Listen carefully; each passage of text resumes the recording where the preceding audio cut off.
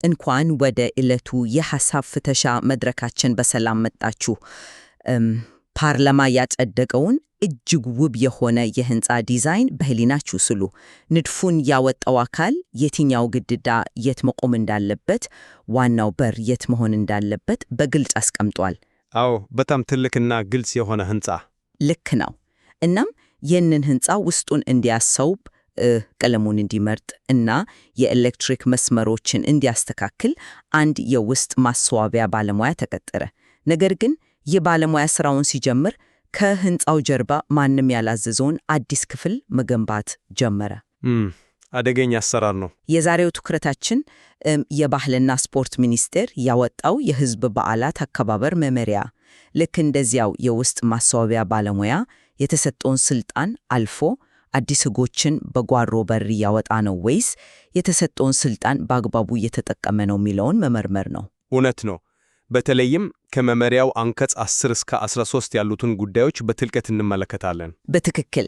እኔ በግሌ መመሪያው የፓርላማን ጊዜ የሚቆጥብ እና ተለዋዋጭ ሁኔታዎችን የሚያስተናግድ ትክክለኛ የውክልና ህግ ማውጣት ወይም የዴሌጌትድ ሌጅስሌሽን ማሳያ ነው ብዬ አከራከራለሁ። እኔ ደግሞ ማለትም መመሪያው አዲስ ፖሊሲዎችን በማስተዋወቅ ከተሰጠው አዋጅ ማዕቀፍ ውጭ ወጣ እና ዲሞክራሲያዊ ያልሆነ የባለስልጣናት የስልጣን ማለፍን ያሳያል ብዬ ሞክታለሁ። እሺ፣ እስኪ አቋምን ትንሽ አብራራው። ምን መሰለሽ፣ ጉዳዩን በቀላሉ ለመረዳት የህግ ተዋረድ በሀገራችን እንዴት እንደሚሰራ ማየት ያስፈልገናል። በህግ አወጣት ሂደት ህገ መንግስቱ ከሁሉ በላይ ነው። ቀጥሎ ፓርላማ የሚያወጣው አዋጅ አለ። በመቀጠል ደንብ ይመጣል። በመጨረሻ ደግሞ ሚኒስቴር መስሪያ ቤቶች የሚያወጡት መመሪያ አለ። አዎ፣ ይሄ የተለመደው የህግ ማዕቀፍ ነው። ልክ ነሽ። መመሪያ የሚወጣው ከላይ ያለውን አዋጅ በተግባር መሬት ላይ ለማውረድ እና ለማስፈጸም ብቻ ነው። የህዝብ በዓላት አዋጅ ቁጥር 1334 ፓርላማው ያወጣው ህግ ሲሆን የባህልና ስፖርት ሚኒስቴር ደግሞ ይህንን አዋጅ ለማስፈጸም ነው መመሪያ 1116ን ያወጣው። ታዲያ ችግሩ ምኑ ላይ ነው? ችግሩ ያለው እዚህ ላይ ነው። መመሪያው አዋጁን ለማስፈጸም መውጣት ሲገባው በአዋጅ ውስጥ ፈጽሞ የሌሉ አዳዲስ የህግ ግዴታዎችና መብቶችን ሲፈጥር እናየዋለን። ይሄ ደግሞ በህግ አጠራር ከስልጣን በላይ መሆን ወይም አልትራቫይረስ የምንለው የህግ ጥሰት ነው። ቆይ ህግን መጣስ ነው ብለህ ከመደምደም በፊት መጀመሪያ ፓርላማው ለምን ስልጣኑን ለሚኒስቴር መስሪያ ቤቱ በውክልና እንደሚሰጥ ግልጽ እናድርግ። ፓርላማው የእያንዳንዱን የበዓል አከባበር ዝርዝር ሁኔታ ለመደንገግ ጊዜም ሆነ ቴክኒካዊ እውቀት የለውም።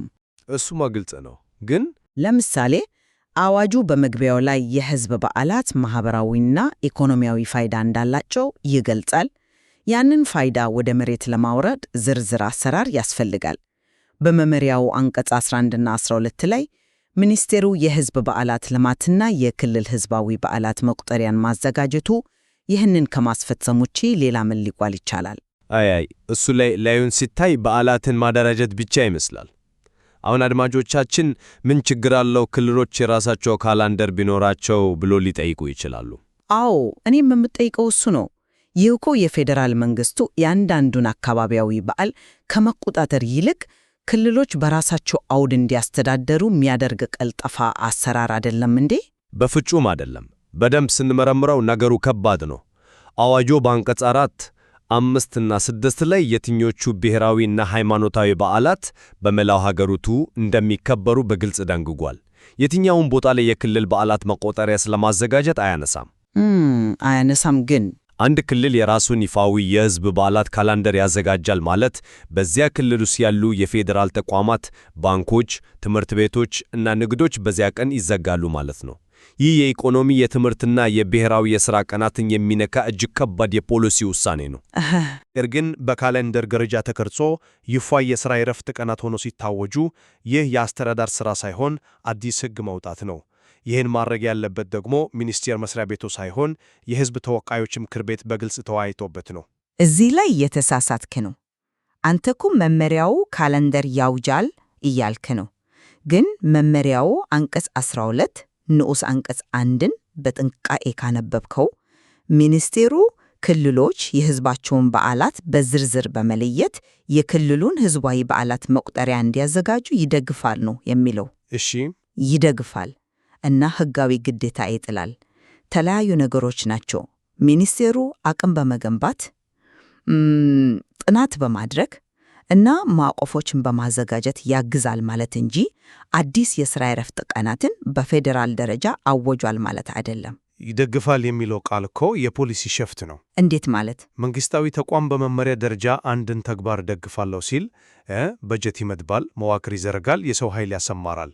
የሕግ መሠረት በሌለው ጉዳይ ላይ የመንግስትን ሀብት ማፍሰስ በራሱ የሕግ ጥሰት ነው። ፓርላማው ይህንን ስልጣን አልሰጠውም። ግን የውክልና ሕግ አውጪነት ዋነኛ ጠቀሜታ ተለዋዋጭ የሆኑ ማኅበራዊ ፍላጎቶችን ማስተናገድ እኮ ነው። ሀገሪቱ ሰፊና ብዙ ባህሎች ያሏት ናት። ፓርላማው እያንዳንዱን አዲስ ባህላዊ ባህል ለማካተት አዋጁን በየዓመቱ ማሻሻል አይችልም። ይህ የሕግ አውጪውን ሸክም ያቃልልበት መንገድ ነው። ሸክም ማቃለል አንድ ነገር ነው፣ ስልጣን መንጠቅ ሌላ ነገር ነው።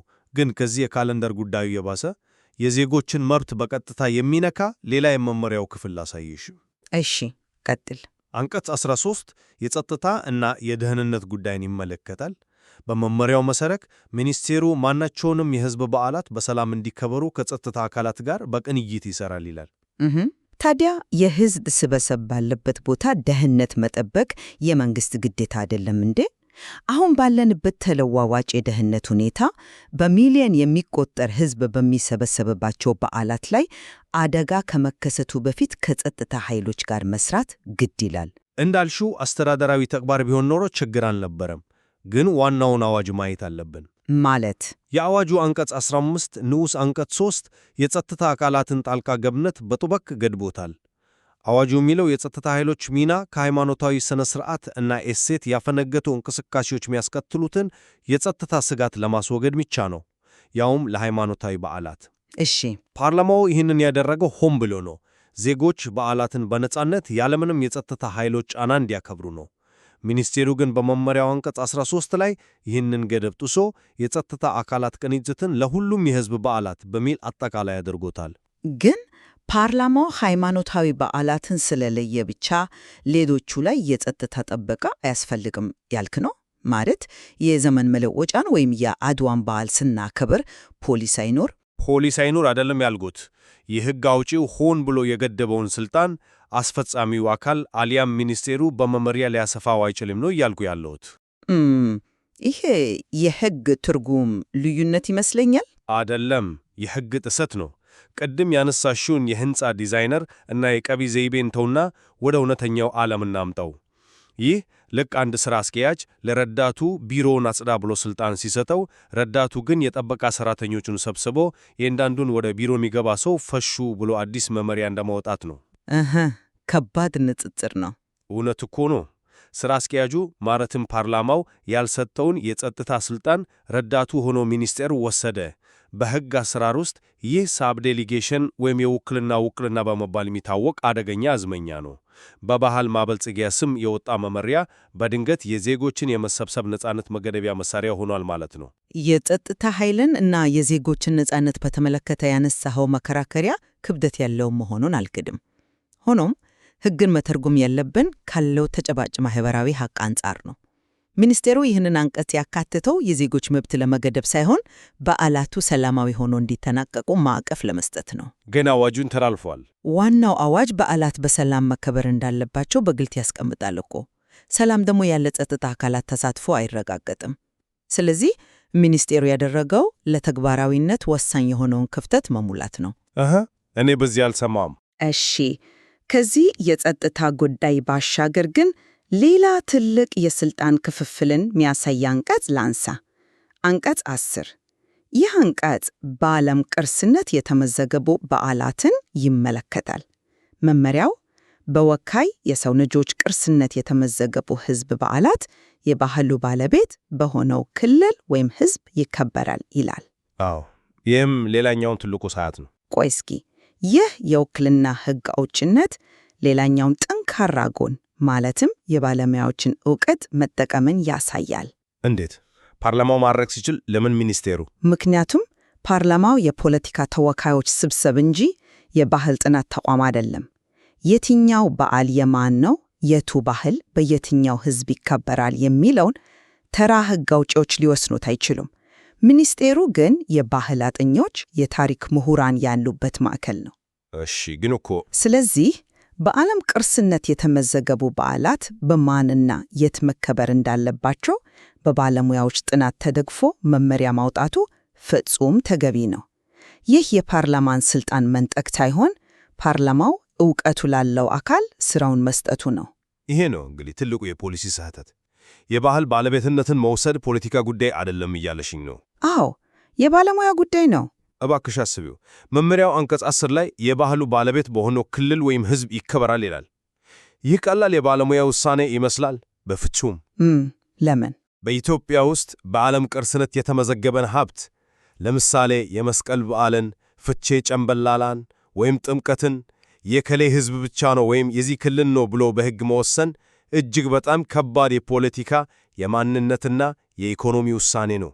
ይህንን በሚኒስቴር መስሪያ ቤት ውስጥ ያሉ ጥቂት ባለሙያዎች በመመሪያ ሊወስኑት አይገባም። ግን እኮ አዋጁ ራሱ የሕዝብ ባህላት ባህላዊ እሴታቸውን ጠብቀው እንዲከበሩ ያዛል።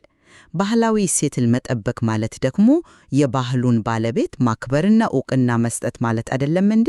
ዕውቅና መስጠት እና የባለቤትነት መብትን በሕግ ማጠር የተለያዩ ናቸው። ምን መሰለሽ፣ አንድን ዓለም አቀፍ ቅርስ የባህሉ ባለቤት ሆነው አንድ ክልል ብቻ ነው ብለሽ ስትደነግጊ የሕግና የኢኮኖሚ መዘዝ ታመጫለሽ። ያ ክልል ከቱሪዝም ያገኘውን ገቢ፣ የበዓሉን አከባበር ትርክት እና የበጀቱን ስርጭት ይወስናል። የኢኮኖሚ ተጽዕኖው ግልጽ ነው። የኢትዮጵያ ሕዝቦች ተወካዮች ምክር ቤት ቢሆን ኖሮ ይህ ጉዳይ የብሔር የማንነትና የሀብት ባለቤትነት ጥያቄዎችን ስለሚያነሳ ሕዝብን ያሳተፈ እጅግ ሰፊ ክርክር ይደረግበት ነበር። አዋጁ ላይ የትም ቦታ ስለ ዓለም ቅርስ እና የብሔር ባለቤትነት አልተጠቀሱም።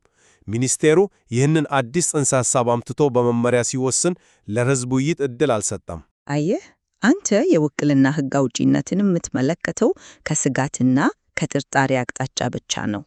ዲሞክራሲያዊ ውክልና ማለት ፓርላማው ሁሉንም ትናንሽ ውሳኔዎች ራሱ ይወስናል ማለት አይደለም። ፓርላማው ሚኒስቴሩን አቋቁሞ ስልጣንና በጀት ሰጥቶ ሕግ የማውጣት ውክልና ሲሰጠው በራሱ ዲሞክራሲያዊ ሂደት ነው። ግን ገደብ አለው እኮ። ሚኒስቴሩ መመሪያውን ሲያወጣ ጉዳዩ ከሚመለከታቸው አካላት ጋር አይወያይም ብሎ መገመት ስህተት ነው። አዲስ ሳይንሳዊና ዓለም አቀፋዊ ዩኔስኮ ደረጃዎችን በፍጥነት ወደ ሕግ ማዕቀፍ ለማስገባት አዋጅ እስኪሻሻል ዓመታት መጠበቅ አንችልም። መመሪያዎች ተለዋዋጭ ናቸው፣ ቶሎ ሊሻሻሉ ይችላሉ። ያ ነው የዚህ ስርዓቱ ውበቱ። ተለዋዋጭ ናቸው፣ ቶሎ ሊሻሻሉ ይችላሉ ያልሽው ሐሳብ ራሱ ሌላኛው የውክልና ሕግ አውጪነት አደጋ ነው። እንዴት?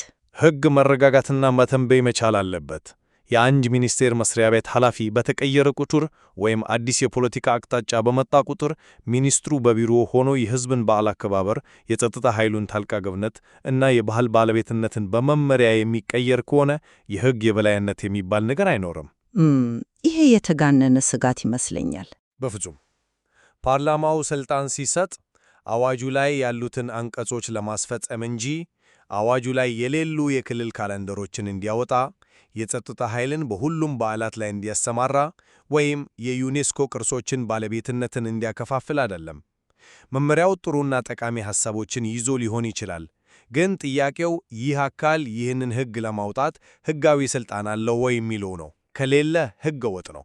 እንግዲህ ውይይታችን ወደ ማጠቃለያው እየመጣ ነው።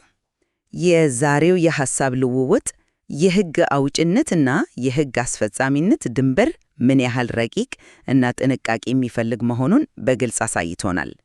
በእኔ እይታ የባህልና ስፖርት ሚኒስቴር መመሪያው ቁጥር 1116 በተለይም ከአንቀጽ 10 እስከ 13 ያሉት ድንጋጌዎች የውክልና ሕግ አውጭነት ስልጣንን በአግባቡ የተጠቀሙ ናቸው። ፓርላማው የሰጠውን አጠቃላይ የሕዝብ በዓላት አዋጅ ወደ መሬት ለማውረድ አስተዳደራዊ ተግባራትን ለማቅላጠፍ እና የተፈለገውን ፋይዳ ለማሳካት ሚኒስቴሩ የአሰራር ማዕቀፎችን አስቀምጧል።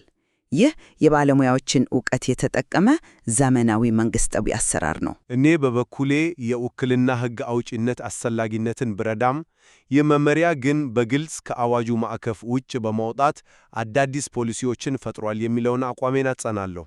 የጸጥታ አካላትን ጣልቃ ገብነት ማስፋት፣ የክልል ካላንደሮችን ማዘጋጀት እና የቅርስ ባለቤትነትን መወሰን የሕዝብን ነጻነት የሚነኩ ከባድ ውሳኔዎች ናቸው። አዎ፣ አከራራኪ ነጥቦች ናቸው። ተወካዮች ክርክር ሊደረግባቸው ሲገባ በሚኒስቴር መመሪያ ደረጃ በዝግ ቢሮ መወሰናቸው የዲሞክራሲያዊ አሰራር ክፍተትን ያሳያል። አቋማችን ለያውየ ቢሆንም በውክልና ስለሚሰጥ የሕግ አውጭነት ጽንሰ ሐሳብ ውስብስብነት ላይ ግን ሰፊ ግንዛቤ ፈጥረናል ብዬ አምናለሁ።